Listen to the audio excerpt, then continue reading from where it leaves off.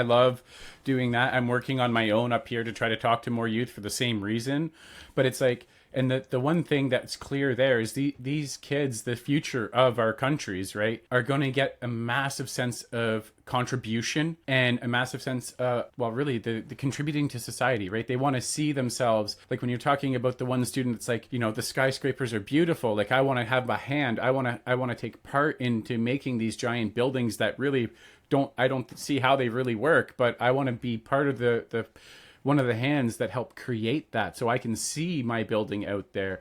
And you can do that in all of the different trades, right? And that's a very beautiful place as we start to wrap up this conversation. We've covered a lot of different things. The one thing I'm left with, and I'd like to hear yours after I summarize, but it's get into conversation. Work within your local communities, make connections online, but then also show up at those local events and be in person to have those conversations. So you might meet someone amazing like Brandon, like I happened to meet down at IMTS, and you're like, man, like we're kindred spirits, like we are both playing hard at this sport called advancing manufacturing.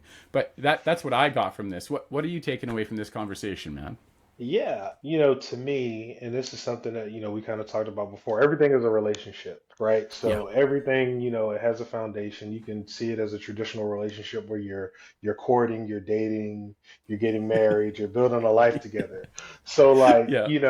it takes time, it's a process and all those things, but I would say don't be afraid to jump headfirst into this manufacturing relationship Yeah. because you never know where it can take you. I never thought that, being a business development manager in a county in Northern Virginia would create friends for me in Canada or to Yeah. create, this ripple effect of increasing awareness of skilled trades and creating possible job opportunities for children. Like I never thought Yeah. it would be that. So to me, it's like have the conversation, start the relationship, court it, marry it, date it, do all of the above, but fall in love with manufacturing the way that I did.